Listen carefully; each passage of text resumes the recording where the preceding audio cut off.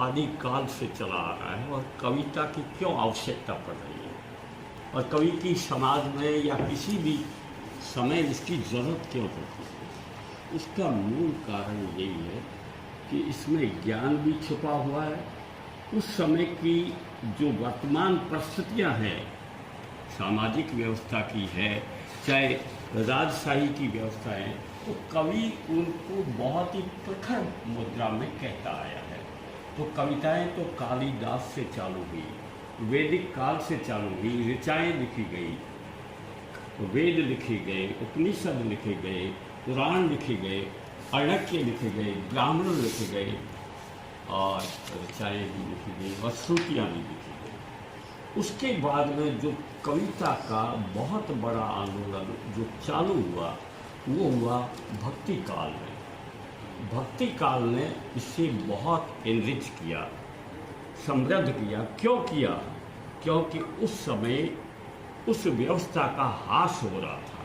इसलिए भक्ति काल में जितने भी बड़े बड़े कवि हुए उन्होंने उस समय की परिस्थितियों का आकलन किया और उस समय राजाओं को आगाह भी किया कि आप ये गलतियां कर रहे हैं, या उस समय के लोगों को भी आगाह किया कि आप ये गलतियां कर रहे हैं।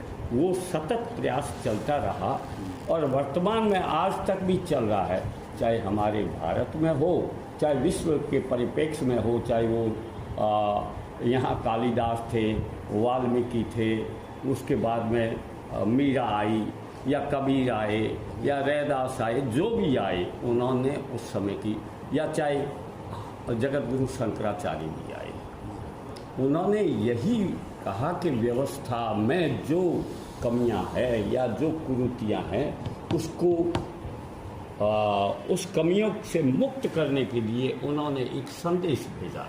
और संदेश, और हमारे राजस्थान की तो ये गरिमा है कि चारणों के पास वो ईश्वर प्रदत्त वाणी है, तो उसके आधार पर वो लोगों को है जो उत्साहित भी करते हैं, जागृत भी करते हैं। चाहे वो डिंगल भाषा में लिखी हो, चाहे वो अपने ठेठ यहाँ की लोकल भाषा में लिखी हो, उन्होंने हर भाषा पर अपनी समय मतलब क्योंकि चारणों का उद्गम आज से नहीं है, वैदिक काल से है।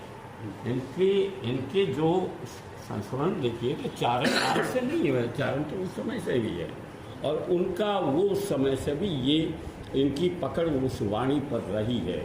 तो मैं समझता हूँ कि कवि सम्मेलन का आयोजन अपन करते हैं, चाहे किसी की कविताओं को पढ़ें, किसी की कुछ भी कहें या हम कविता की रचना करें, लेकिन जिस युग में वो पढ़ी गई उसका प्रभाव उस कविता का उस युग में कितना पड़ा और आज जो कविताएं कर रहे हैं उसका युग में क्या प्रभाव, चाहे वो गज़ल के रूप में कही हो, चाहे छंद के रूप में कही गई हो, किसी के रूप में भी कही हो, तो वो वर्तमान आईने को हमारे को दिखाती है कि यहाँ ये अच्छाइयाँ हैं, ये बुराइयाँ हैं, या सामाजिक परिवर्तन की ओर हमें इस ओर अग्रसर होना है।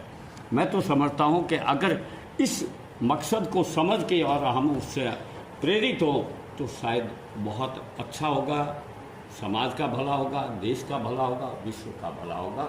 इसी के साथ मैं अपनी वाणी को विराम दूँ। बहुत अच्छा है, बहुत अच्छा है।